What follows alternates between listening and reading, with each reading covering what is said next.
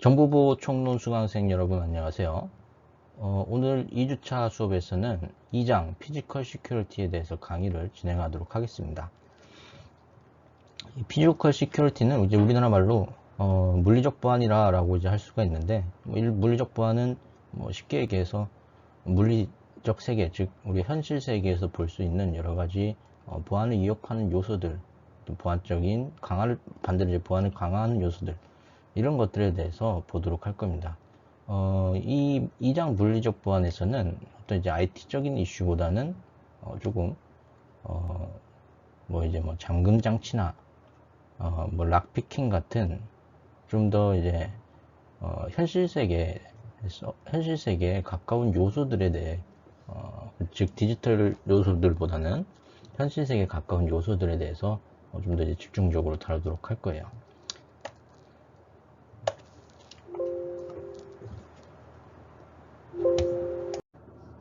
2장 물리적 보안에서는 다음과 같은 요소들을 다룹니다.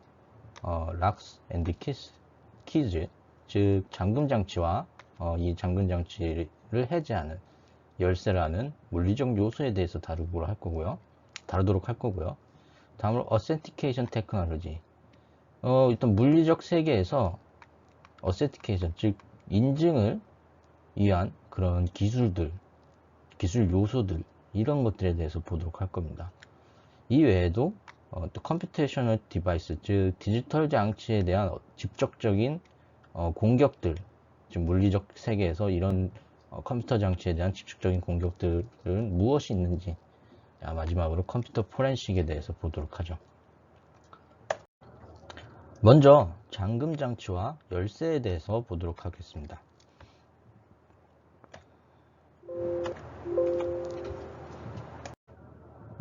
이번 주 강의 자료부터 이 영어로 지난주까지 좀 영어로 작성되어 있는 강의 자료를 봤는데, 제가 이제 공부하시기에 좀 이제 불편할 것 같다라는 생각이 들어서 제가 일단 한글로 번역을 해가지고 가져왔습니다. 좀 더 공부하시기 편하실 것 같고요. 먼저 이 잠금 장치하고 열쇠에 관한 미국의 어떤 법적 고지에 대해서 한번 보도록 하죠. 미국의 경우에서는 이 자물쇠 따기에 관한 법률들이 주마다 상이하긴 합니다. 단 공통적인 특성이 있어요.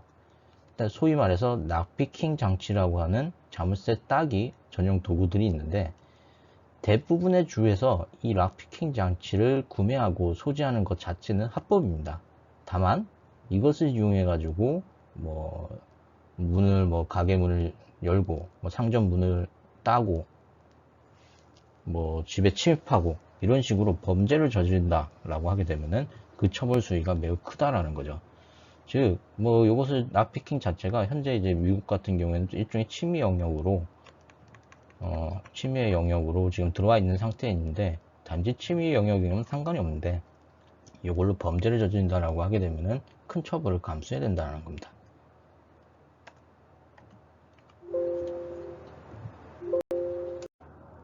자, 그렇다면 앞서 잠금 장치에 대한 법적 고지부터 먼저 봤는데, 이 물리 계층에서 물리적 보안이라는 것은 도대체 뭘까라는 것에 대해서 생각해 볼 필요가 있어요.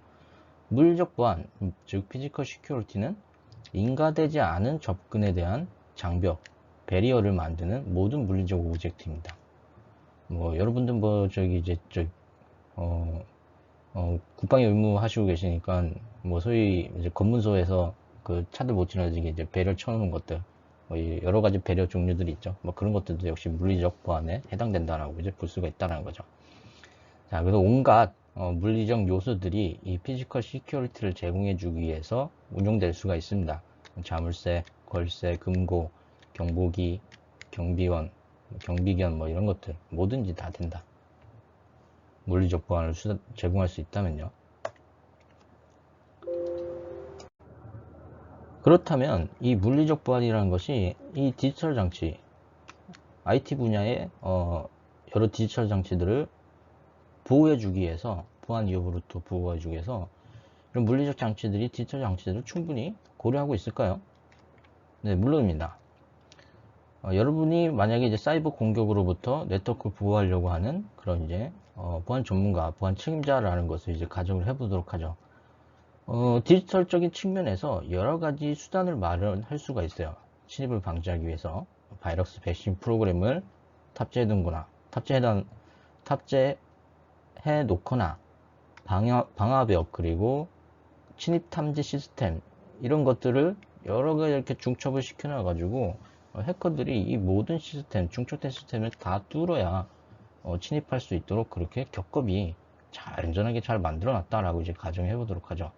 이렇게 하게 되면은 시스템은 가능한 모든 전자적 침입 방법을 차단할 수가 있습니다.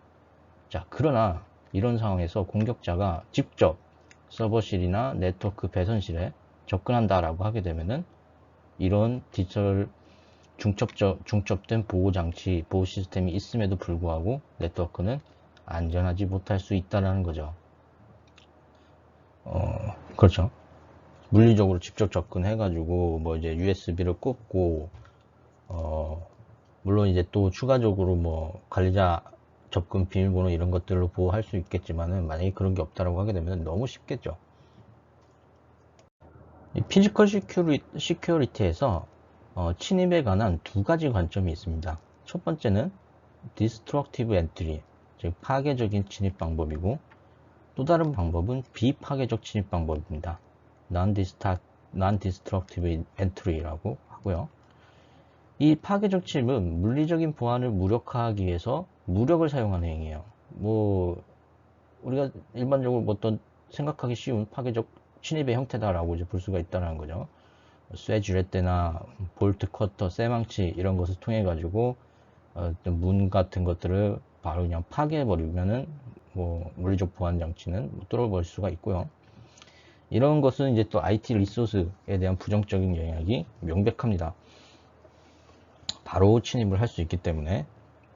하지만 해결 단계도 분명해요. 만약에 문이 너무 약해서 뭐 볼트 커터나 쇠망치로 인해 가지고 쉽게 파괴될 수 있다. 그렇다고 하면 좀 더 뭐 강화된 문을 사용할 수가 있고, 그리고 뭐 이제 경비원을 또 추가적으로 이제 배치한다거나 인력을 뭐 이제 경비원 인력을 증가시킨다거나 뭐 여러 가지 방법들이 있겠죠.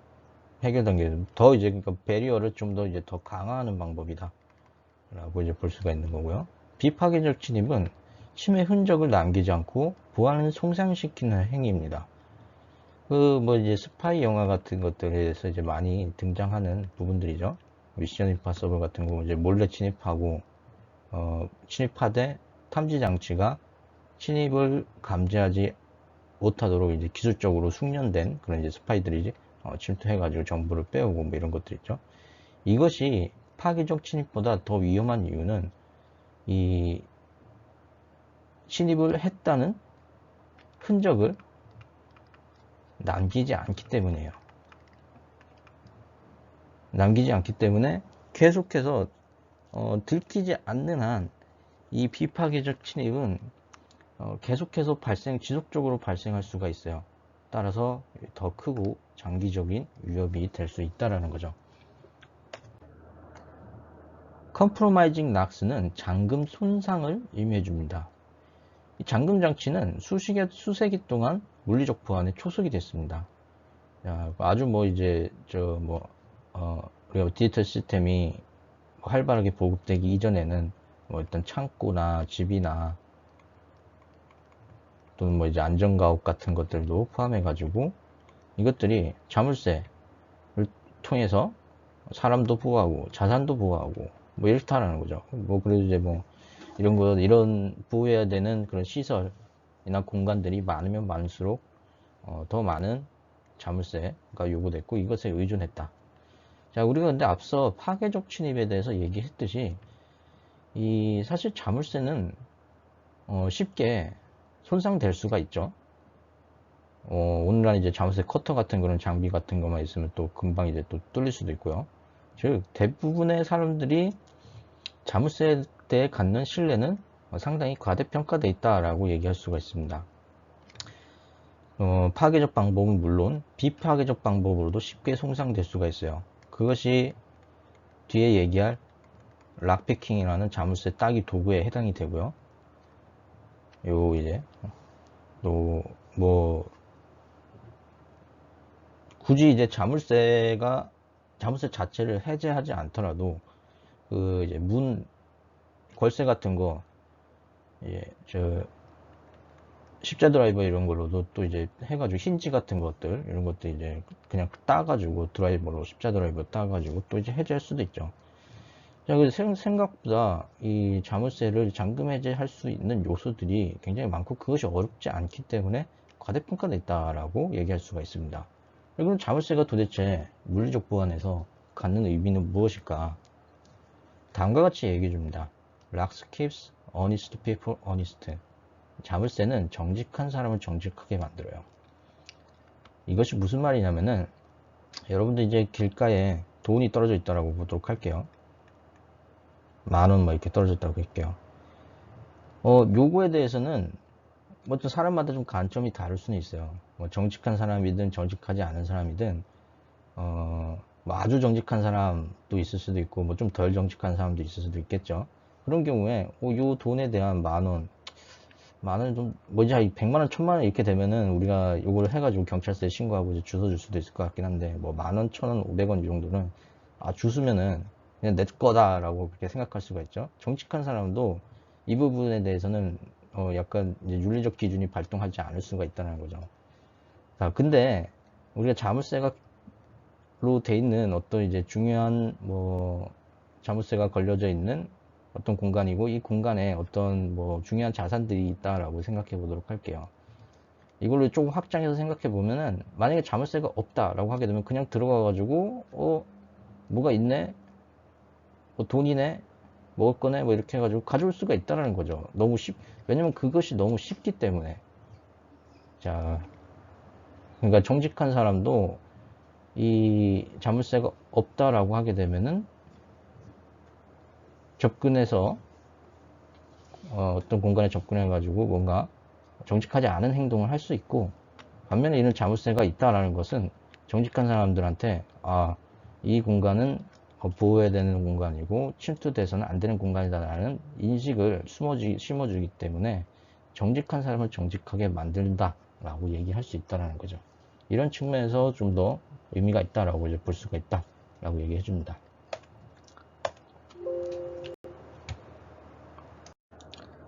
앞서 락피킹, 즉 자물쇠 따기라는 방식이 이 락픽이라는 도구를 이용해 가지고 비파괴적 침입을 시도할 수 있는 물리적 보안을 위협하는 하나의 방법이다라고 말을 했었습니다. 이 락피킹은 수백 년 동안 자물쇠 제조공 그리고 뭐 전문 도둑, 스파이, 마술사 이런 사람들의 이제 전유물이었는데 인터넷의 활발한 보급으로 인해서 이 자물쇠 따기 방법 그리고 도구 이런 것들에 대한 정보들이 많이 널리 이제 퍼지게 됐어요. 그래서 뭐 인터넷 쇼핑몰에서 이 락피킹이라는 걸 이제 검색하게 되면은 뭐 많은 상품들이 있는 걸 이제 발견할 수가 있습니다. 또한 유튜브에서도 락피킹이라는 것을 검색하게 되면은 이 수많은 영상들이 나타나는 것을 확인할 수가 있어요. 이 영상 보는 거는 생략하도록 할게요.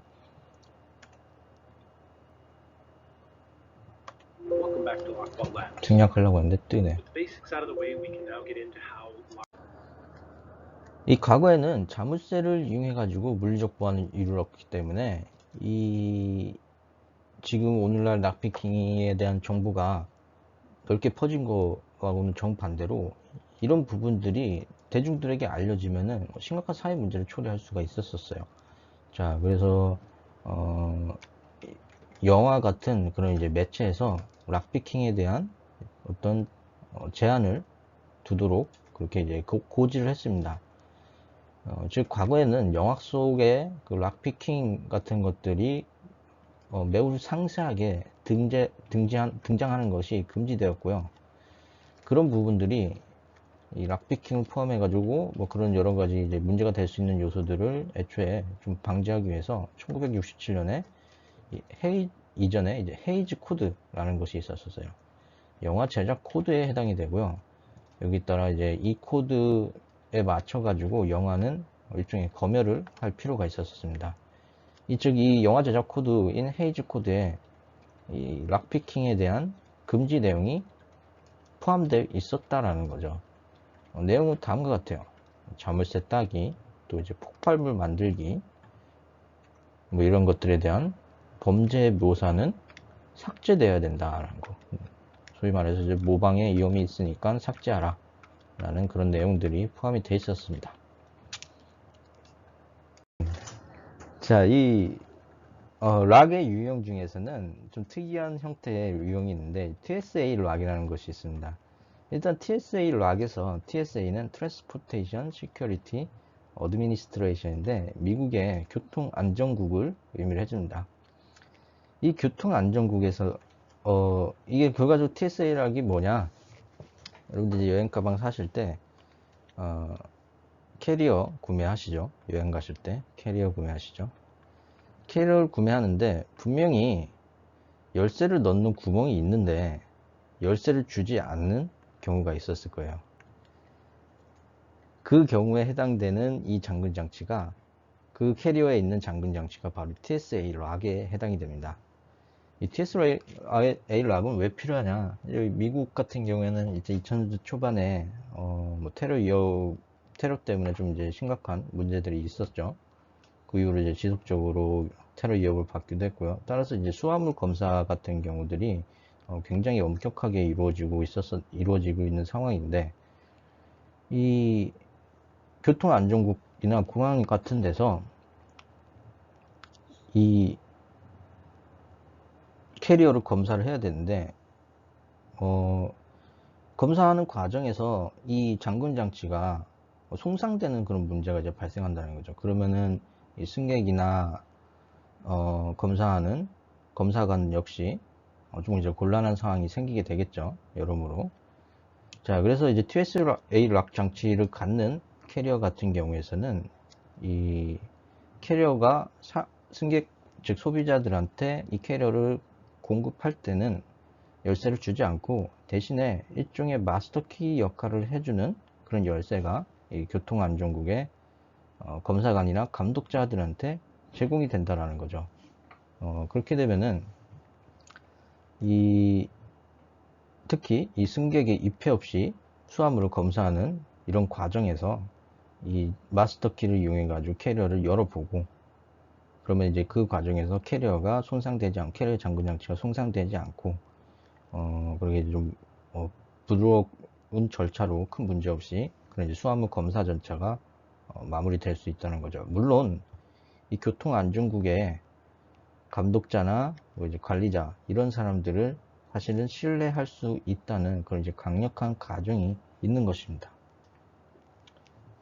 만약에 신뢰할 수 없다라고 하게 되면은 뭐 실제로 조금 어떤 특정 국가 같은 경우에서는 이 수화물에서 중요한 물품들이 도난되는 경우가 많이 있다라고 하죠. 그래서 이제 완벽한 방식은 아닌데, 미국에서는 미국은 원래 좀 신뢰 사회니까 이런 것들이 이제 가능하다라고 이제 보시면 됩니다.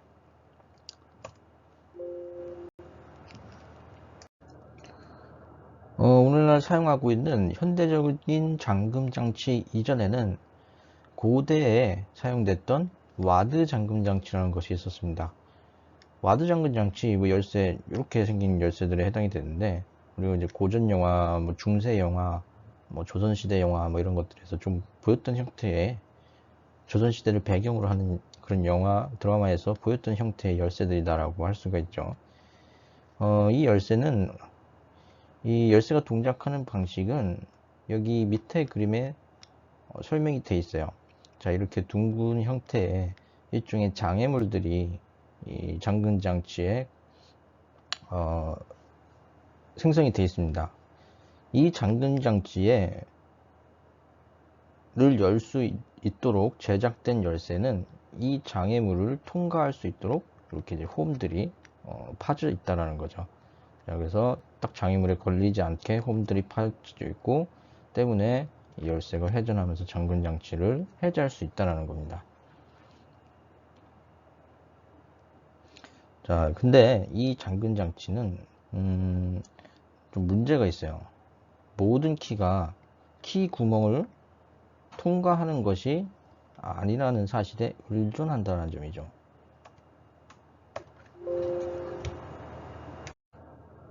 때문에 이런 형태의 마스터 키의 제작이 가능해 줍니다. 마스터 키의 제작이 가능해집니다. 자, 이 마스터 키하고 왼쪽에 잠금 장치를, 와드 잠금 장치를 위한 평범한 키하고 이제 비교를 한번 해보도록 하죠. 마스터 키, 요거 이제 스켈레톤 키라고 그렇게 이제 불러지게 되는데요. 얘는 요 부분이 없어요. 와드 잠금치하고 다르게. 자, 이 얘긴즉 장애물에 영향을 받지 않고 그냥 쭉 통과시켜 가지고 오직 이 상단 부분, 뒷부분이 장구 자체에 삽입이 되고, 따라서 쉽게 자물쇠가 해제될 수 있다는 거죠. 이 비파괴적인 방법으로 자물쇠를 열 수 있는 방법에서는 락픽, 세게 한 락픽이 있고요. 얘는 이제 자물쇠 메커니즘의 작용을 모방하는 키에 해당이 되고요. 또 다른 방법으로 바이패스, 우회라는 방법이 있습니다. 이 우회 방법은 애초에 자물쇠를 해제하려는 시도가 아닙니다. 그렇지 않고 자물쇠를 구성하는 이제 볼트, 힌지 이런 것들, 얘들은 그냥 풀어가지고 그렇게 물리적 보안을 무력화시키는 방법이다라고 볼 수가 있다는 거죠. 자물쇠를 직접적으로 접근해가지고 물리적 보안을 해제하지 않기 때문에 우회한다라고 표현할 수가 있습니다. 이 오늘날 이제 현대에서 널리 보급돼서 사용되고 있는 잠금 장치 방식이 1860년에 개발된 예일핀 터블러 락이라는 겁니다. 이집트식 싱글핀 디자인의 현대적 버전에 해당이 되고요. 여기서 핀은 이 잠금 장치의 예들을 의미해줘요. 이집트식은 이 핀이 단지 하나에 불과했다라고 하게 되면은 현대적 버전에서는 이것이 핀이 여러 개 있고, 이 핀마다 요런 이제 길이 같은 것들을 길이들을 달리해서 좀 더 잠금 장치 해제하기 어렵도록 그렇게 만든 것이 예의핀 텀블러 락이다라고 볼 수가 있다는 거죠. 초기에는 잠금에 2개 핀을 사용했어요. 그래서 이중 디테이너 잠금 인원이 이제 여기에 해당이 됩니다. 잠금에 2개 핀을 사용했다는 거. 시어 라인이라는 걸 생성해요. 시어 라인은 얘를 의미해줘요. 자, 여기서 이 핀들이 보면은 이 상단 부분하고 하단 부분이 길이가 상이한 것을 볼 수가 있습니다. 그리고 분리가 돼 있어요. 자, 얘네들이 지금 분리되어 있는 딱 라인들이, 각 핀들이 시어 라인에 정확하게 일치해줘야 얘가 이렇게 회전할 수가 있는데, 올바른 열쇠다라고 하게 되면은 이 홈에 의해서 이 핀이 시어 라인에 핀을 나누는 이제 핀을 나누는 5개의 핀을 나누는 라인이 이 시어 라인에 정확하게 일치할 수가 있는데, 잘못된 키를 사용하게 되면은 이 부분이 일치하지 않아서 열쇠가 잠금 해제되지 못한다는 거죠. 좀 더 자세히 한번 보도록 하죠. 일단 키가 없으면 핀 스택이 스프링에 의해서 아래로 밀려 드라이버 상단 핀이 플러그하고 외부 케이싱에 걸쳐 플러그가 회전하지 않도록 하는 거죠. 자, 지금 여기 다 이렇게 밑으로 다 내려가 있습니다. 여기 이제 걸려가지고 얘가 플러그가 회전을 못한다라는 거죠. 만약 올바른 키를 삽입한다 그러면은 키의 융기가 이렇게 올라갑니다. 핀 스택을 밀어 올리고요. 핀 스택 하나하나를 밀어 올리고요. 이렇게 되면은 절단면, 핀과 핀을 나누는 상단 핀하고 하단 핀을 나누는 절단면이 이 시어 라인에 정렬이 되도록 하는 거죠. 자, 그런 경우에 대해서만 플러그가 회전할 수 있다. 부적절한 키를 삽입하게 되면은 이 핀들의 절단면들이 전단선, 즉 시어 라인에 정렬되지 못하기 때문에 핀이 돌아가지가 않습니다. 잠금 장치가 돌아가지가 않습니다. 자, 그러면은 이런 예의핀 텀블러 락에 대해서 구조를 봤으니까 이 락피킹이 어떻게 이 잠금 장치 구조를 해제하는지 한번 보도록 하죠. 먼저 락피킹에 대한 여러 가지 용어 보도록 할게요. 이 잠금 장치를 감싸고 있는 것을 이제 쉘, 껍데기, 헐이라고 이제 해줍니다. 이제 드라이버라는 용어가 있고요. 텀블러 스프링, 여기에 해당이 되죠. 각 스프링들. 앞서 말씀드렸다시피 아무것도 열쇠가 들어가지 않는 상황에서는 이 잠금 장치가 스프링이 핀이 이 스프링이 가지고 밑을 향하도록 되어 있기 때문에 여기에 걸려 가지고 핀이 잠금 장치가 회전하지 않습니다. 시어 라인 여기에 이 핀들의 절단선들이 정렬이 돼야 잠금 장치가 돌아가죠.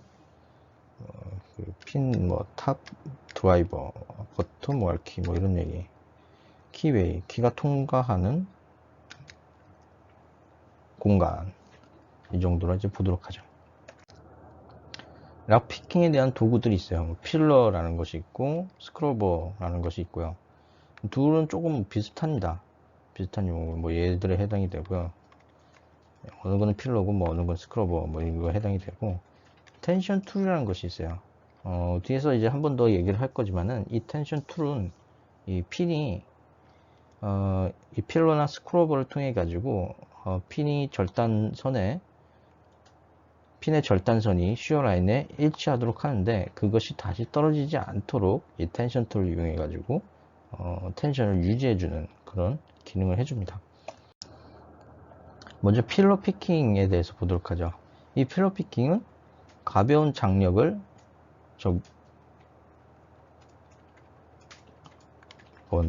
가벼운 장력을 이 핀에다가 적용하는 방법입니다. 적용하는 식으로 해가지고 한 핀씩 핀을 들어 올립니다. 자, 여기 좋은 그림이 있네요. 자, 이렇게 필러를 통해 가지고 한 핀씩 이렇게 들어 올려. 그러면은 이 핀의 절단선이 전단선에 닿는 순간 딱 그 이제 느낌적으로 이제 알아야 돼요.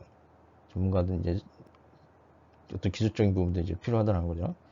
자, 그래서 이제 일치시킨 다음에 이 텐션 툴을 통해 가지고 얘를 고정을 시켜 놓는 거죠. 시어 라인에 일치시킨 다음에 고정시켜 놓는 거죠.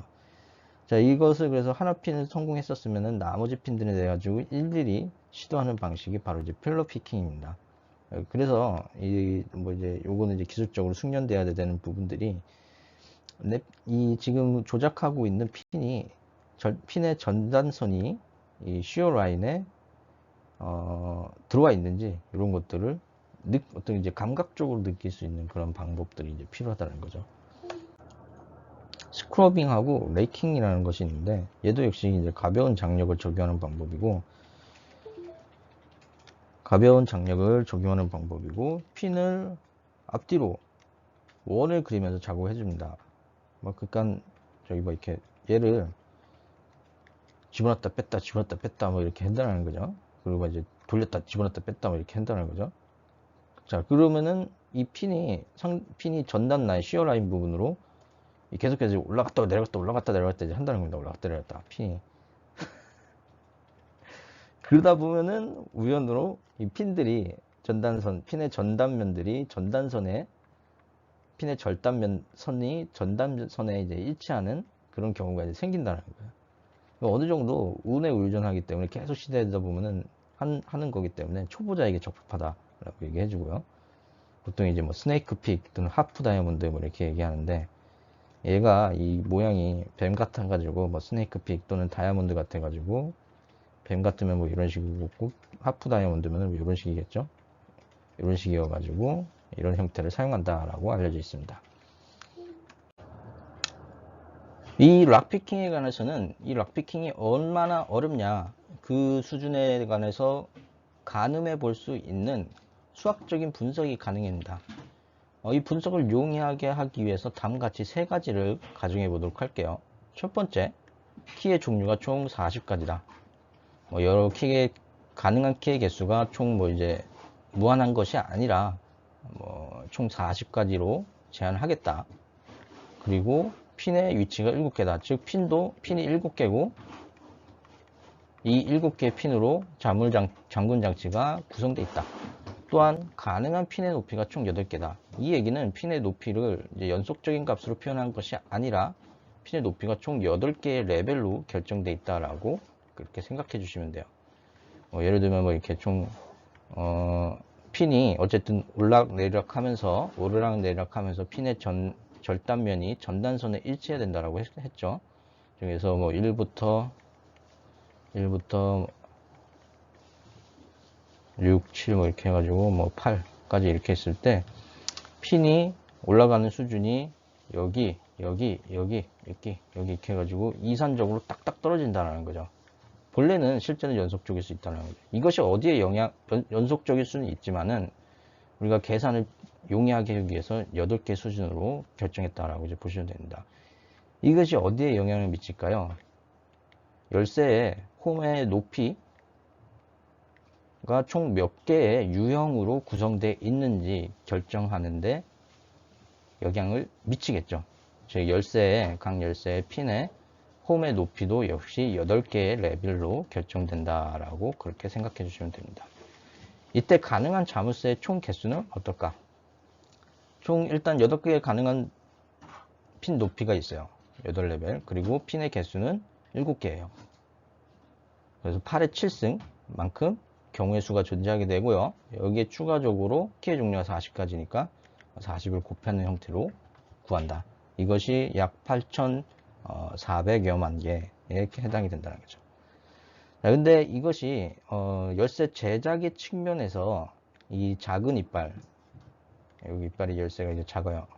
이 옆에 긴 이빨을 넣는 것이 어렵다라고 알려져 있습니다. 그래서 이것이 이제 이거보다는 실제로 좀 더 작은 케이스가 될 거고요.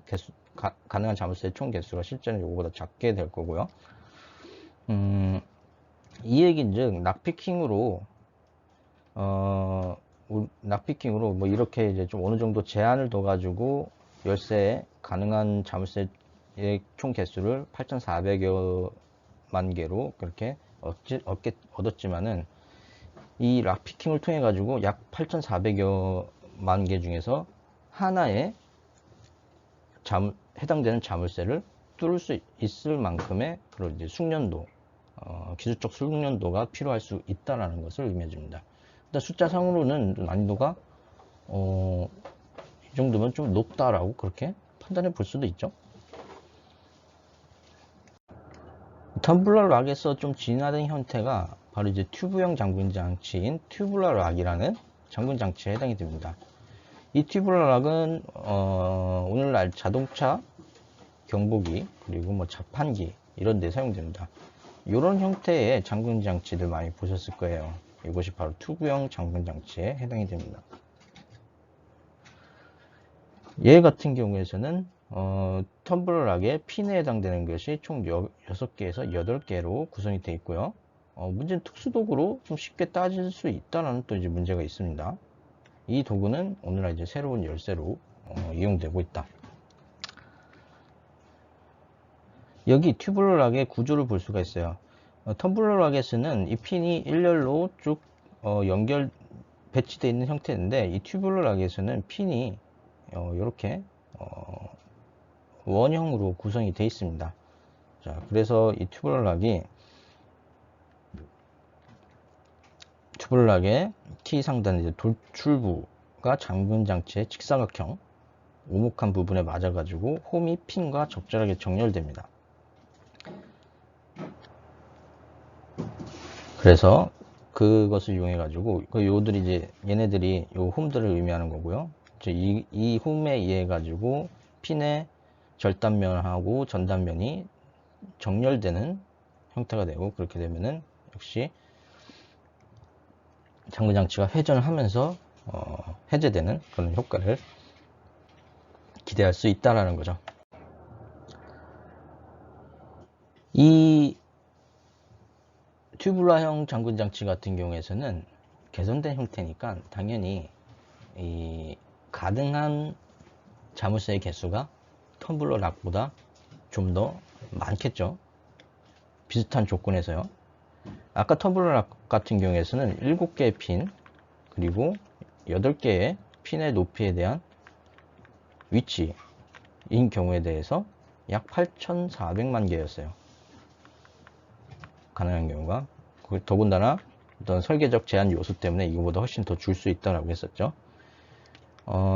이 튜블러 락 같은 경우에는 핀의 개수가 6개인 경우, 그러면 이제 텀블러 락에서 7개인 경우보다는 하나 작죠. 그리고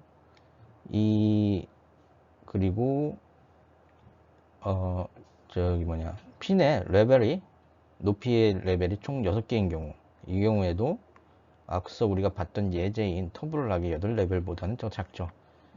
이 경우에 약 100만 개의 가능한 키가 존재한다는 점. 자, 이거면 아직까지 8400명보다 작습니다. 자, 그러나 이 실린더의 각도 위치를 통해 가지고 약 180개의 서로 다른 위치를 얻을 수가 있어요. 자, 그래서 180 곱하기 10의 6승이 정확하게 이 튜브럴 락에 대한 가능한 자물쇠의 개수가 되고요.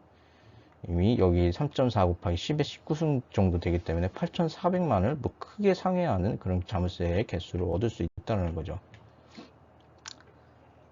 그래서 이것이 훨씬 텀블러 락에 비해서 튜브럴 락이 훨씬 개선된 형태의 잠금 장치다라고 얘기를 할 수가 있습니다. 또 다른 잠금 장치의 유형으로 컨비네이션 락을 들 수가 있습니다. 컨비네이션 락은 오늘날 우리가 쉽게 흔히 사용하는 이 번호키 잠금 장치, 번호키를 이용한 잠금 장치다라고 볼 수가 있어요. 이 번호키를 이용한 잠금 장치는 가용성 측면에서 앞서 봤던 두 개의 잠금 장치, 튜브럴 락이나 텀블러 락보다 좀 더 우수한 형태가 될 수도 있다라고 봅니다. 왜냐, 물리적 키가 필요하지 않아요. 그래서 머릿속에 키를 휴대하지 않고 머릿속에 코드, 즉 이 잠금 장치를 열 수 있는 번호의 조합만 있으면은 이 잠금 장치를 쉽게 해제할 수 있기 때문이죠. 여기 컨비네이션 락에서 이 컨비네이션은 다음과 같이 두 가지를 의미해 줍니다. 자릿수, 번호의 자릿수를 의미하기도 하고요.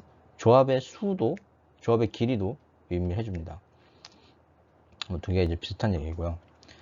이 컨비네이션 락 같은 경우에서 만약에 이것이 좀 저렴한 형태의 제품이다 라고 하게 되면은 시도할 수 있는 조합의 공간을 줄여 가지고 공격이 허용될 수가 있다라는 것이 좀 문제가 될 수가 있어요. 가령 지금 여기 같은 경우에서는 이 잠금 장치의 자릿수가 총 3자리면 되는데 3자리 쉽게 좀 시간만 있으면 이 정도는 000부터 999까지 시도해 보면서 얘를 해제해 볼 수가 있겠죠. 이런 유형의 공격을 전사 공격, 이제 브루트 포스 공격이라고 해줍니다. 즉 가능한 모든 경우를 다 시도해 봄으로써 이 잠금 장치를 해제할 수 있는 코드를 찾는 방법이다라고 할 수가 있다는 거죠. 이런 컨비네이션 락의 문제를 쉽게 공격이 허용 가능한 그런 문제를 개선하기 위해서 기어 같은 것을 사용해요.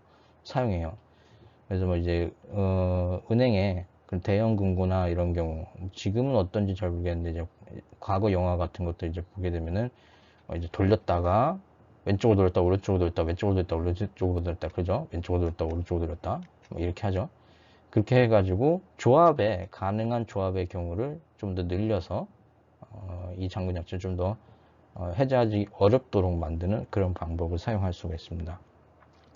여기 같은 경우에 이제 추가적으로 특수문자 같은 것들, 그건가? 확인 취소인가? 그런 거 역할을 할 수도 있겠죠.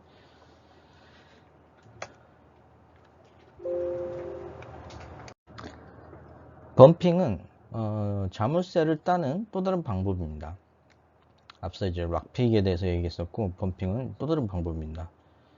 이 범핑을 이용하게 되면은 오늘날 현대적인 잠금 장치 빼고 과거에 이제 구형 잠금 장치들을 또 쉽게 해제할 수가 있어요. 이 범핑에 관해서는 이 락피커들이 3가지 특성이 있다라고 공통적으로 얘기를 해줍니다. 신뢰할 수 있다. 어쨌든 하다 보면은 해제를 할 수가 있어요. 여기서 신뢰성이라는, 내가 범핑이라는 것을 시도하게 되면은 이 범핑이라는 방법을 통해 가지고 잠금 장치를 해제할 수 있다라는 그런 믿음이 있다라는 거, 이제 확신이 있다라는 것을 이제 의미해 줍니다. 리피터블은 반복해서 시도할 수 있다는 점이죠. 가령 좀 다른 케이스이지만은 우리가 인터넷에서 어떤 웹사이트를 로그인 한다고 했을 때 요즘 조금 이제 안전한 이 로그인 단계에서 공격이 어렵게 하게 하도록 뭐 5번 또는 뭐 10번 이렇게 실패하게 되면은 일시적으로 로그인 자체가 정지되는 뭐 그런 것을 우리가 요즘에 하킹할 수가 있죠. 네, 근데 범핑 같은 거는 이런 것이 필요 없다. 왜냐? 반복해서 계속 시도할 수 있어요. 언제까지? 성공할 때까지. 자, 그리고 심플 트론, 배우기 쉽다. 기술적인 그런 부분들이 필요하지 않다는 거죠. 도대체 뭐 범핑이 뭐길래 이런 것들, 이런 특성들이 있냐? 범핑에서는 범프키라는 것이 사용이 됩니다. 이 범프키를 이용하게 되면은 뭐 범프키, 요런 것들이에요. 범프키라는 게. 이런 것들이에요. 실제 키가 아니라 범핑을 위한 전용의 도구라고 보면 돼요. 락픽하고는 분명히 도구가 구별이 됩니다. 얘를 이용해가지고 그 앞서 봤던 사실 락픽 도구하고 락픽에서 이런 도구를 이용해가지고 스크러빙을 하는 거하고 스크러빙을 하는 거하고 약간 비슷해요. 이 키를 이용해가지고 역시 집어넣었다 뺐다 집어넣었다 뺐다 집어넣었다 뺐다 이제 하는 거죠. 집었다 뺐다 집었다 합니다. 그러면은 그러다가 이제 회전력을 주는 거죠. 자, 이렇게 하다 보면은 핀이 순간적으로 특정 핀들이 순간적으로 이 핀들의 절단면이 순간적으로 시어 라인에 탁 들어가게 되는 순간이 생긴다는 겁니다. 자, 그렇게 하다 보면 또 이제 애들이 다 이 핀의 개수가 적으면 적을수록 얘네들이 순간적으로 모든 핀들이 시어 라인에 정렬되는 케이스가 점점 더 발생하기가 쉽겠죠. 자, 이런 순간 회전력을 가하게 되면은 돌아가는 경우가 생겨버린다는 거죠. 자, 그리고 뭐 이거 특별한 기술이 필요 없겠죠. 그렇게 되면 반복해서 시도할 수 있고, 뭐 그냥 집어넣었다 뺐다 집어넣었다 뺐다 했다가 회전을 하면 되는 거고, 그러다 보면 되니까 시도할 수 있고, 뭐 이렇게 해가지고 쉽다라고 뭐 그렇게 얘기할 수 있는 거죠. 그래서 이 자물쇠 범핑은 자물쇠를 여는 매우 빠른 방법으로 알려져 있다. 얘 같은 경우에는 뭐 조금 살살 하게 되면은 이 자물쇠를 손상시키지도 않는다라고 그렇게 얘기할 수 있습니다. 단 구형 잠금 장치를 해제하는 데만 사용할 수 있다는 점.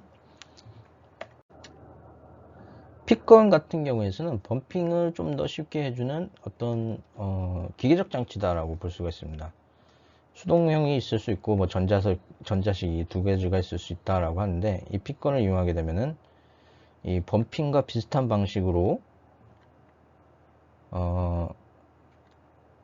작동을 하는데 이 기계적 도구이기 때문에 어쨌든 사람이 여기 저기 범핑 키를 집어넣었다 뺐다 집어넣었다 뺐다 돌렸다 저기 왼쪽으로 돌렸다 오른쪽으로 돌렸다 이렇게 하다 보면은 어쨌든 힘들긴 할 거예요.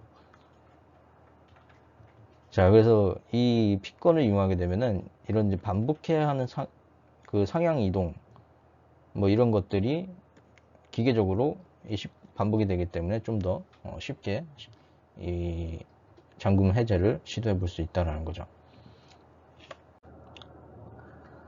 사이드 채널 어택은 우리가 앞서 봤던 락픽하고 바이패스, 즉 우회 방법에 대해서 잠깐 언급을 했었죠.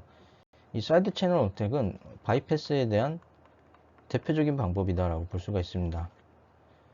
비록 이 잠금 장치에 의해 가지고 이 문이 안전하게 보호되고 있는 것처럼 보이지만, 자, 다음과 같이 힌지 부분을 단순히 스크루 드라이버를 이용해 가지고 저기 나사 체결을 볼트나 나사 체결을 해제 버린다라고 하게 되면은 쉽게 이 문은 열 수가 있는 거죠.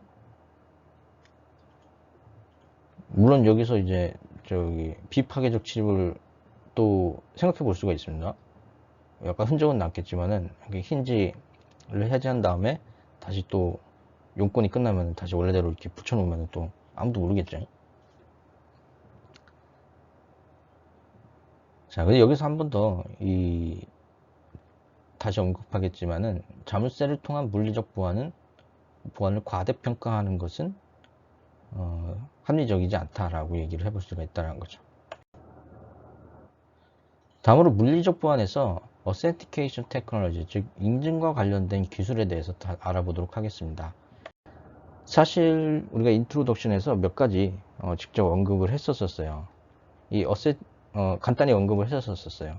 그래서 반복되는 내용이 있어요. 이 물리적번에서 이 authentication은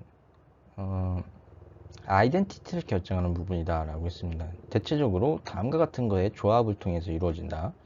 Something the person has, 사람이 갖고 있는 무언가, 스마트 카드, 라디오 키, 팝, 시크릿 스토링, 시크릿 키 이런 거. 라디오 키 팝은 이제 요즘 무선 자동차 키 같은 것들이 여기에 이제 해당이 된다라고 했었죠.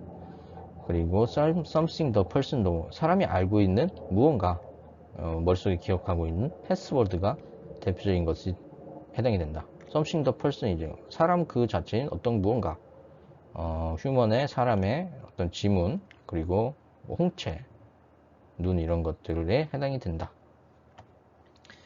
그래서 요것을 갖고 있는 사람이 아이덴티티, 이 어센티케이션을 갖고 있는 아이덴티티라고 인증을 할 수가 있는 거고, 거기에 맞춰 가지고 이 물적 보안을 해제할 수 있다는 겁니다. 이 초기의 디지털 시스템에서 인증을 위한 도구로 사용된 것이 아직까지 우리가 좀 상품 계산할 때 사용하고 있는 그 바코드를 들 수가 있습니다. 이 바코드 같은 경우에서는 최초 20세기에 식료품 계산의 효율성을 계산하기 위해서 이제 개발됐다. 바코드 모르시는 분은 없죠. 그 1세대 바코드 같은 경우에서는 데이터를 1년에 가변폭이라는 것은 지금 여기 바코드에 대한 그림이 보이는데, 얘네들 그 폭들이 다 달라요.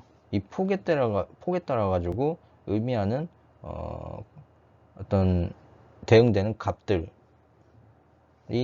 다 다르다라고 이제 볼 수가 있습니다. 그래서 제품마다, 이제 식료품마다 이 가변폭을 다 다르게 하게 되면은 이 가변폭에 일종의 아이덴티티를 부여할 수 있는 그런 좋은 수단이 될 수 있다라는 거죠. 고유한 아이덴티티를 부여할 수 있는 요소가 된다는 거죠. 이 바코드 같은 경우에서는 진화해가지고 우리가 이제 최근에 코로나 사태 때문에 특히 QR코드 많이 사용하게 됐는데, QR코드 형태로 진화를 해서, 즉 기존의 1차원 인코딩 방식에서 2차원 패턴으로 렌더링 되는 방식으로 진화해서 좀 더 많은 양의 정보를 심거나 이런 것도 이제 가능하고, 좀 더 이제 가용성이 좀 증가하거나 이런 것도 이제 가능해졌다라고 이제 볼 수가 있다는 거죠.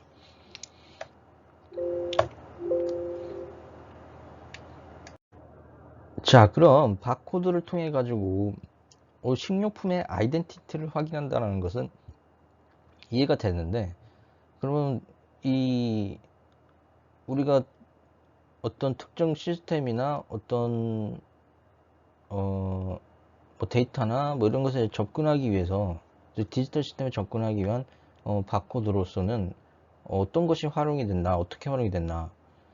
최초로는 2005년부터 이 항공업계에서 항공편 체크인시 사용이 됐다라고 할 수가 있습니다. 이 탑승권에 이 2차원 바코드를 도입을 했었어요. 2005년에. 그래서 이 바코드에서는 어떤 정보가 들어가 있냐, 내부 고유 식별자가 인코딩 되어 있고요.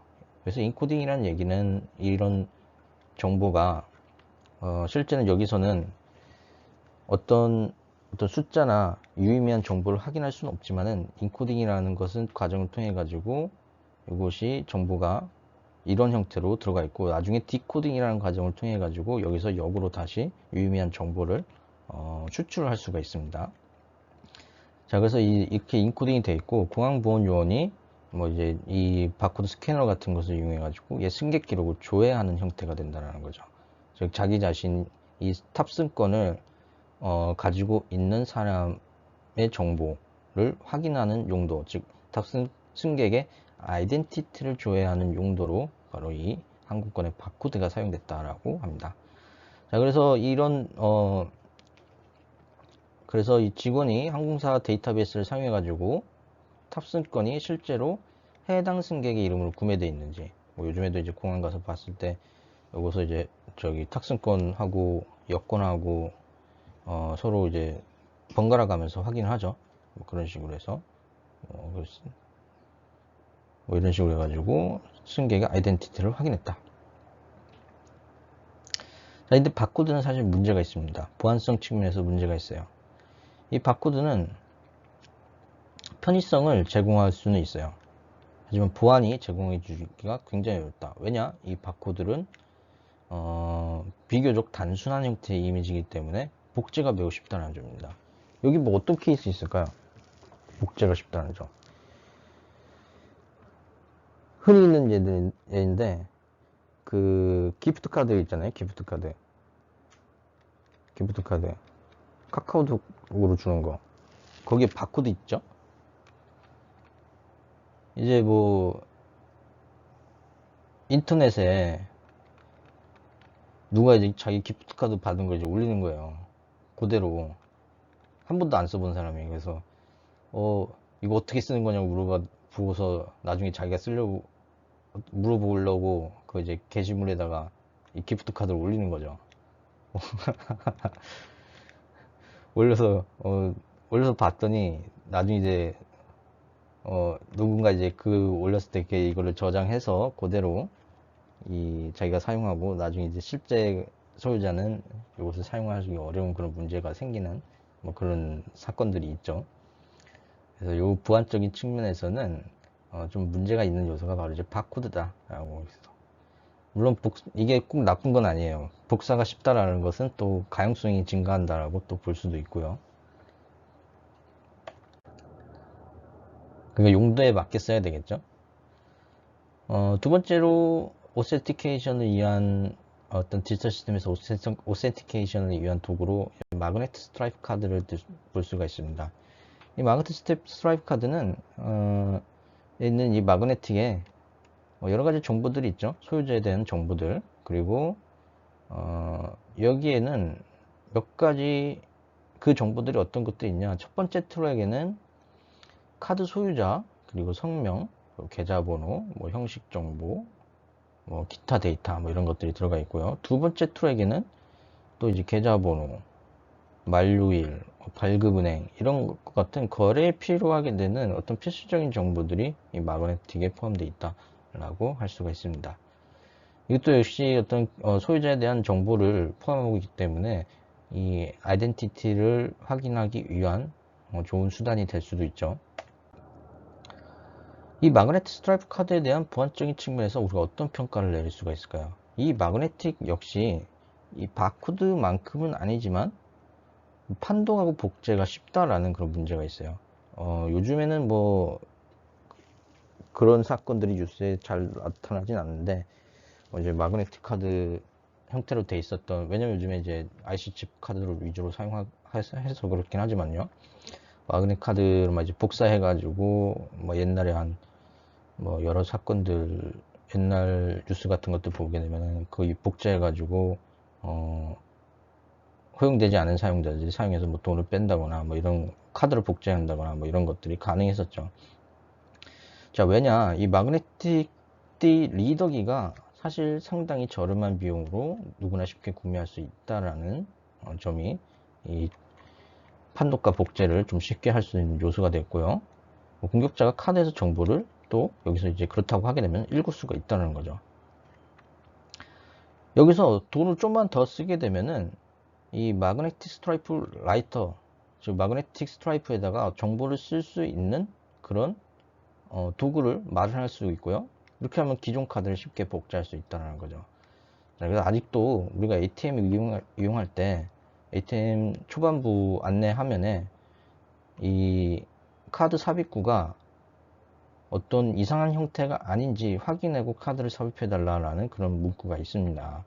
여기다가 이제 어떤 이제 범죄자들이 이 카드 삽입기에다가 교묘하게 이 라이터기 또는 리더기를 추가 장착해 가지고 카드 정보를 읽을 수 있도록 그렇게 유도를 한다는 거죠. 이를 위한 기본적인 장치로, 이를 방지하기 위한 기본적인 장치로 카드 리더기 마그네틱에 있는 정보 하나만으로는 어떤 돈을 뽑는다거나 하는 동작을 행동을 할 수 없도록 하고, 그것을 위해서 뭐 핀번호 같은 것, 즉 네 자리 비밀번호 이런 것들을 입력하도록 한다는 거예요. 뭐 이렇게만 해도, 그러니까 공격자는 마그네틱 스트라이프를 한다고 하더라도 핀번호를 모르기 때문에 이런 추가 인증 수단에 의해 가지고 이 공격을 할 수가 없다라고 그렇게 얘기해 볼 수가 있다는 거죠. 마그네틱 스트라이프 카드에 이런 복제가 쉽고 쓰기가 쉽다라는 점을 보완하기 위해서 바로 이제 IC 칩이 포함된 스마트 카드라는 것이 좀 더 이제 광범위하게 사용되게 됐습니다. 이 스마트 카드에는 IC 칩, 즉 직접 회로가 통합되어 있어서 직접적으로 통합되어 있고 선택적으로 온보드 마이크로 프로세서, 즉 뭔가 처리할 수 있는 장치들, 소규모 장치를 위한 이제 CPU 등이 내장되어 있어가지고 처리 장치 내장되어 있어가지고 이 마이크로 프로세서는 또 읽기, 쓰기 기능도 갖추고 있습니다. 이제 데이터에 액세스하고 변경할 수가 있습니다. 이 IC 칩이 들어가 있으면은 이 소유자 정보를 보호하기 쉽고 복제가 스트라이프 카드에 비해서 마그네틱 스트라이프 카드에 비해서 매우 어렵기 때문에 안전한 인증 메커니즘을 제공할 수 있습니다. 뭐 쉽게 얘기해서 마그네틱 스트라이프는 자기 정보를 이용하기 복제하기 쉽고, 여기는 회로니까 더 복제하는데 난이도가 있을 수밖에 없겠죠. 이 스마트 카드의 인증에 대해서 좀 더 알아보도록 하죠. 스마트 카드는 일반적으로 대기업과 조직에서 암호화를 사용한 강력한 인증 수단으로 사용됩니다. 이 스마트 카드는 주차비, 대중교통, 기타 소액 거래, 다양한 서비스인데 사용되게 되고요. 자금이 들어있는 일종의 전자지갑으로도 사용될 수 있다라고 얘기할 수 있겠죠. 그만 인증이 강력해졌기 때문에 좀 더 이제 광범위하게 사용될 수 있는 그런 효과를 기대해 볼 수가 있다는 거죠. 안전하기 때문에. 현대에서 심카드도 인증을 위해서 광범위하게 사용되고 있는 훌륭한 수단입니다. 여러 가지 많은 휴대폰들, 이 휴대폰은 특수 스마트 카드인 가입자 식별 모드 카드, 즉 이 심카드를 사용하게 됩니다. Subscription Identification Module의 약자라고 할 수가 있어요. 이 심카드는 네트워크 제공업체에서 발급하고요. 우리나라에서 얘기하는 유심 이런 것들 제공업체에서 발급받죠. 사죠. 산 다음에 등록을 하죠. 정확하게는. 자, 이 카드는 사용자의 개인 및 연락처 정보를 유지 관리하고 사용자가 공급자의 셀룰러 네트워크에 인증할 수 있도록 해줍니다. 이게 이제 가입자 정보가 여기 다 포함되어 있는 거죠. 자, 이는 심카드의 시큐리티, 보안적인 측면에 대해서 얘기해 보도록 하겠습니다. 이 심카드에서는 소유자를 식별하는 것이 가능하고요. 그리고 이 소유자 식별을 통해 가지고, 즉 아이덴티티를 통해서 셀 네트워크, 기지국, 셀 네트워크라는 것은 여기 이제 기지국이 이렇게 있으면은 이 기지국이 하고 유심이 삽입된 이 스마트폰이 있다라고 하게 되면은 이 네트워크 안에서 이 유심칩에 있는 정보를 이용해 가지고 기지국하고 이 스마트폰이 실제 통화가 되기 전에 네트워크에 인증이 필요하게 돼요.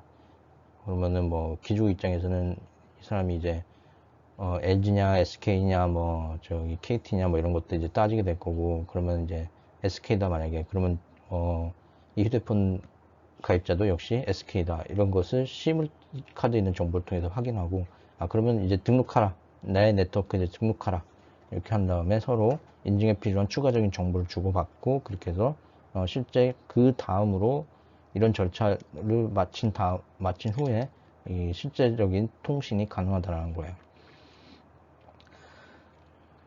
자, 근데 추가적으로 계속 얘기해 보면 심카드는 네트워크 공급체, 그 SK, KT 뭐 이런 것들 이제 관리하는 가입자 데이터베이스에 해당이 된다. 심카드에는 직접 회로카드가 존재합니다. 하드웨어 식별에 사용되는 18자리 구유번호입니다. 모든 통신 장치들은 고유한 식별 번호가 필요합니다. 이것이 심카드를 통해 가지고 이루어지게 되고요. 사람뿐만 아니라 사람에 대한 식별뿐만 아니라 장치에 대한 식별 역시 필요하다. 이후로 심카드에는 소유자의 국가, 네트워크, 개인 신원을 식별하는 고유한 국제 모바일 가입자 신원 이런 것도 포함되고 있습니다. 심카드에서는 한 개의 아이덴티티만 존재하는 게 아니라 여러 개의 아이덴티티가 존재한다는 점. 심카드에서는 128비트짜리 비밀키가 포함되어 있습니다. 우리가 추후에 암호화에 대해서 얘기를 하겠지만은 이 비밀키를 노출되지 않도록 보호해야 되고요. 이 비밀키를 통해 가지고 서로 비밀키를 통해 가지고 이 암호화된 정보를 해독을 할 수가 있습니다.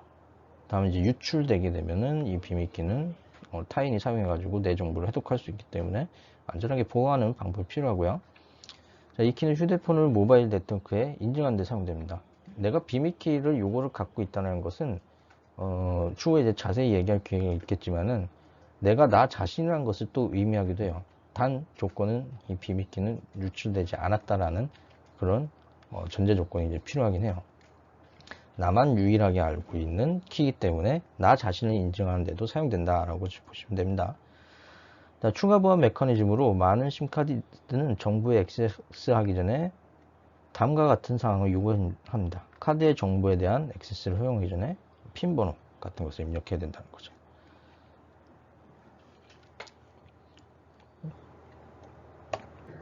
GSM이라고 알려진 GSM이라고 하는 셀룰러 네트워크에서 어떻게 이 유심에 있는 정보를 이용해 가지고 어떻게 인증을 하는지 그 프로토콜에 대해서 한번 살펴보도록 하죠. 총 4단계로 이루어져 있는데 첫 번째 단계에서는 휴대폰이 셀룰러 네트워크에 가입하고자 할 때, 즉 여기서 인증이라고 보시면 됩니다. 인증하고, 우리 인증을 왜 하냐? 인증이 돼야 셀룰러 네트워크에 등록이 돼서 통신을 할 수가 있습니다. 즉 네트워크에 접근할 자격이 갖춰져 있는지 그것을 확인하는 거죠. 즉 셀룰러 네트워크에 인증하고자 할 때 네트워크 제공업체가 소유한 노콜 기지국에 연결해 가지고 유심에 있는 IMSI라는 것을 전송합니다. IMSI는 이 여러 아이덴티 중에서 하나라고 했었죠. IMSI가 네트워크 제공업체의 데이터베이스에 있는 가입자의 기록, 즉 이 휴대폰이 보낸 IMSI 정보를 기지국이 딱 봤는데 이 기지국이 이 IMS 정보가 이 기지국이 갖고 있는 데이터베이스, 가입자 기록에 대한 데이터베이스 중에 존재하게 돼요.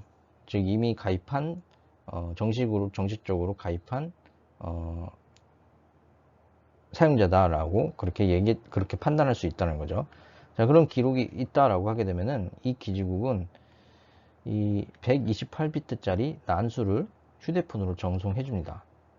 기지국이 보내는 난수, 휴대폰에 보낸 난수가 존재하게 돼요. 그럼 이 난수를 어떻게 이용하냐? 이 휴대폰은 난수를 받아요. 받은 다음에 A3라고 알려진 독점 암호화 알고리즘을 이용하고 이 암호화 알고리즘을 사용할 때 비밀키가 필요하게 되는데 심카드에 저장된 이 비밀키를 이용해서 이 난수를 암호화, 즉 인코딩합니다. 그 다음에 다시 기지국으로 보내게 돼요. 자, 그럼 기지국에서는 암호화된 텍스트를 받게 되겠죠. 근데 기지국은 이미 알고 있어요. 이게 만약에 정상적인 가입자라고 하게 되면은 이 심카드에 2가지 정보가 있죠. 첫 번째 정보는 IMSI, 그리고 거기에 대응되는 유일한 비밀키라는 것이 있습니다. 비밀키라는 것이 있어요. 정상적인 사용자라고 하게 되면은 해당 IMSI에 대한 비밀키를 이용해서 이 암호화 알고리즘을 수행하고 마찬가지로 수집, 여기서는 기지국에 해당합니다. 기지국이 동일한 비밀키를 사용해서 해제했을 때 내가 보낸 난수하고 같아야 된다는 점입니다. 어찌 보면은 우리가 아까 봤던 마그네틱 스트라이프 카드를 이용했는데, 마그네틱 스트라이프 카드의 마그네틱은 IMSI에 해당이 되고, 이 비밀키는 일종의 핀 번호에 해당이 된다고 볼 수가 있습니다. IMSI만으로 충분 인증하는 것이 충분하지 않고, 비밀키라는 추가적인 인증 수단이 존재해줘야 좀 더 이 정당한 가입자, 이 휴대폰의 사용자가 정당한 가입자라는 것을 확인할 수 있다는 거죠. 자, 마지막 그래서 기지국은 가입자의 비밀키에 대해 저장된 값을 사용하여 동일한 계산을 수행합니다. 즉 복화를 수행한다라는 거죠. 그러면은 동일한 암호가 나오게 될 거고, 기지국이 보낸 암호하고 동일한 암호가 나게 될 거고, 자 그러면은 이런 추가 인증까지 이제 끝내기 때문에 전화 서비스를 이용할 수 있게 된다는 점이죠. 암호에 대해서는 나중에 좀 더 살펴보도록 하죠. 다음으로 RFID. RFID도 역사가 이제 많이 길어졌죠. 소형 트랜스폰더라는 것을 사용해서 전파를 통해 식별 정보를 전송하는 그런 방법. 좀 교재가 조금 약간 오래된 거라 가지고 빠르게 구성하고 있다라는 약간 과거형 얘기가 들어가 있네. 이 RFID 칩에는 정보를 저장하는 직접 회로가 들어있고, 또 무선 신호를 송수신하는 코일 안테나가 있다. RFID 기술에 대해서 좀 더 보자면은, 별도의 어떤 리더나 라이터와 함께 사용돼야 된다. RFID 태그에 일시적으로 이제 전류가 마그네틱 장치에 가지고 전류가 이제 발생하게 되고, 그러면서 동시에 그 아이덴티티 정보가 포함되어 있는 무선 전파가 이제 발생하게 된다는 거죠. 일부 RFID 태그에는 배터리가 필요할 수 있어요. 어떤 이제 배터리를 시키는 마그네틱 장치하고 상호작용하지 않는다라고 하게 되면은 그 이제 RFID 태그는 배터리가 필요할 수도 있죠. 대부분은 수동형이면서 배터리가 필요하지 않다. 지하철이죠, 지하철. 지하철 아니구나. 미안합니다. RFID의 유효 범위는 수미터까지 다양하지만 대부분의 경우 데이터가 전파를 통해서 전송된다. 태그가 리더의 가시선 내에 있을 필요는 없다는 점이죠. 수센티미터에서 보통은 이제 수센티미터에서 일단 수신한 다음에 어떤 다른 추가적인 장치에 의해 가지고 그 정보가 서버로 전달되고 있기 때문에 뭐 RFID의 유효 범위 자체가 그렇게까지 극단적으로 길 필요는 없다는 점입니다.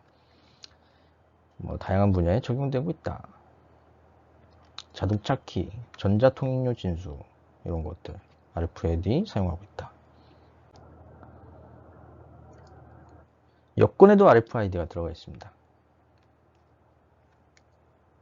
여권에도 RFID가 들어가 있다. 자, 그러면 여권의 RFID를 이용해서 어떻게 시큐리티를 제공해 주는지 한번 보도록 하죠. 여권에서는 민감한 정보를 보호하기 위해서 이 RFID 통신을 시도할 때 비밀키를 사용한 암호화를 진행하게 됩니다. RFID 통해 가지고 여권의 이제 정보를 RFID를 통해 가지고 조회하게 될 텐데, 이것이 암호화되지 않고 그냥 전송된다라고 하게 되면은 누군가 도청할 여지가 생기게 되겠죠. 물론 RFID 자체가 통신 거리가 짧다는 특성 때문에 기본적으로 도청이 어렵다는 또 특성도 존재하게 됩니다. 그럼에도 불구하고 암호화되지 않는다라고 하게 되면은 역시 도청의 위험이 있다. 자, 그러면 이제 안전할 것이다 라고 생각해 볼 수 있는데, 그럼에도 불구하고 이 비밀키가 요즘엔 어떤지 잘 모르겠습니다. 어쨌든 과거에는 여권번호, 소지자의 생년월일, 그리고 만료일, 이 순서로 구성되어 있기 때문에 외부에서 이 비밀키를 유추하기가 지나치게 쉬울 수 있다는 거죠. 또 이 여권번호, 생년월일, 만료일 이런 정보가 패스포드의 텍스트 형태 또는 바코드 형태 이런 형태로 다 표현이 되어 있기 때문에, 텍스트라고 하게 되면은 뭐 사진 찍어가지고 또는 몰래 훔쳐보고 막 이렇게 해가지고 외워서 씌울 거고, 바코드 같은 경우는 복사가 쉽죠. 그래서 이런 방법으로 또 인쇄가 패스포트에 되어 있기 때문에 좀 보안에 취약하다라는 문제가 있고, 이 때문에 이제 비밀키 추정이 가능할 수가 있다. 즉, 이 비밀키는 여권에 물리적으로 액세스할 수 있는 사람만 액세스할 수 있도록 되어 있긴 하는데, 여권 번호가 일반적으로 순차적으로 발급된다라는 또 특성이 있어요. 그래서 여권 발급 시기나 어떤 소유자에 대한 정보 같은 일단 정보, 파편적인 정보만 수집하도 이런 비밀키를 구성할 수 있는 정보, 여권 번호, 생년월일, 만료일 이런 것들을 취득을 해서 쉽게 이 비밀키를 재구성할 수 있다는 그런 이제 문제가 있을 수가 있습니다. 즉, 취약하다는 얘기죠.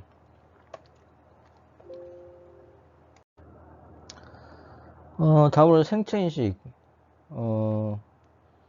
이것도 훌륭한 인증수단이죠. 뭐, 지문 같은 경우에 서로 다른 사람이 같은 지문을 가질 가능성이 극히 작다라고 알려져 있죠. 그래서 자기 자신을 인증하는 중요한 수단이 됩니다.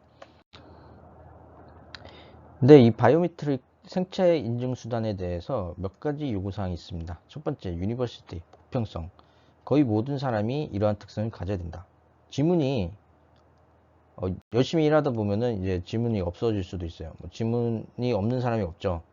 대체로 그렇게 얘기를 할 수가 있죠. 그래서 이제 모든 사람은 대체로 이제 지문이라는 그런 특성을 가지고 있다.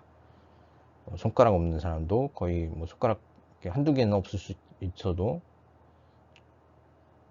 대체로 있죠. 예. 디스팅티브니스는 고유성을 의미해 줍니다. 지문을 계속 예로 들자면은 이 지문이 이 사람이 갖고 있는 지문이 사람마다 다 달라야, 고유한 특성을 갖고 있어야 식별 아이덴티피케이션의 수단으로 적당하다. 영국성. 역시 지문을 예로 들게 되면은 이 지문이라는 것이 물론 이제 달아 없어지는 경우도 있긴 하지만은 또 이제 손가락이 손실될 수도 있긴 하지만은 그런 특수한 경우를 제외하고 나서 시간이 지나도 이제 크게 변하지 않는 특성이 있다. 컬렉터빌리티, 수집 가능성. 지문 같은 경우에 뭐 뒤에서 우리가 좀 얘기를 하겠지만은 지문 정보를 뭐 그대로 이미지로 할 수 있겠지만은 요구의 지문의 뭐 이제 특성들을 이용해 가지고 이것을 디지털 정보로 다시 인코딩 정보를 다시 디코딩 해 가지고 지문 정보로 복원하고 뭐 이런 처리가 쉬워야 디지털 시스템에 저장할 수가 있다는 점입니다. 즉 정량화가 가능해져야 된다는 점. 그런 얘기를 하고 있습니다. 자, 그래서 지문이 이런 식으로 만약에 돼 있다라고 하게 되면은 어떤 지문들의 위치별로 그런 특성 같은 것들을 정의를 해줍니다. 추출을 해줘요. 자, 그래서 예를 들면 이제 뭐 지문이 그래서 이런 디지털 정보로 표현해 주는 거죠. 어떤 그 일차원 형태로 이제 쭉 이제 표현해 줍니다. 마치 바코드 같죠? 그래서 지문의 이제 폭이 뭐 이 정도 이렇게 하다 그럼 가령 예를 들면은 까만색이 비트 뭐 1을 의미한다라고 했을 때 0 뭐 11 여기 좀 더 기니까 얘 한 2배 정도 되는 것 같죠? 그러면 1111 뭐 이런 식으로 해가지고 일단 디지털 정보로 표현할 수 있다는 점입니다. 자, 그리고 이런 정보가 이런 어떤 장치에 디바이스에 저장이 되어 있다라고 해요. 가정을 해보도록 할게요. 또는 이런 장치가 통신을 통해 가지고 지문 정보를 인증된 사용자들의 지문들이 모여있는 정보들이 모여있는 데이터베이스에 접근할 수 있다라고 이제 보도록 할게요. 자, 그러면은 해당 지문에 대한 저장된 디지털 정보하고 지금 이제 인증을 시도하려는 사람의 지문 정보하고 비교해 봤을 때 매치가 되지 않는다 그러면은 인증하지 못하는 거고 매치가 된다라고 하게 되면은 저기 같다라고 하게 되면은 매치했다라고 해가지고 인증이 됐다라고 얘기할 수가 있는 거죠. 그래서 이 두 개는 일단 딱 봐도 좀 다른 지문으로 보이네요. 이 부분이 그쵸? 그러면은 인증되지 않았다라고 볼 수도 있고 아니면은 대체로 뭐 그런 기준을 세울 수가 있죠. 이 피처드 벡터 정보하고 리퍼런스 벡터 정보하고 봤을 때 약 뭐 80%의 일치율을 보이면은 같은 사람으로 판별할 수 있다. 그죠? 이 부분은 이제 가용성 측면에서 적절히 제어할 수 있는 결정할 수 있는 부분이 된다라고 볼 수가 있습니다. 너무 이 저장되어 있는 레퍼런스 벡터하고 완벽하게 일치해야 된다라고 하게 되면은 지문을 막 그냥 그때 입력한 거 그대로 막 이렇게 똑같이 해야 되고 막 그런 문제가 생길 수가 있습니다. 그래서 우리가 요즘 핸드폰에 지문 찍을 때도 여러 각도로 이렇게 왔다 갔다 하면서 이제 찍게 되죠. 그런 같은 맥락이다라고 보시면 돼요. 이런 생체 인증 수단 여러 가지가 있을 수가 있습니다. 지문, 또 홍채, 뭐 DNA, 블루잉크 시그니처, 음성 인식, 안면 인식, 또 여기 이제 보행 패턴 이런 것들도 사람마다 고유한 특성이 있더라고요. 걷는 패턴 같은 것들이 뭐 이런 것까지 가능하다. 쭉 나오는데 나머지는 다음 주에 하도록 하겠습니다. 감사합니다. 다음 주에 뵙도록 하죠.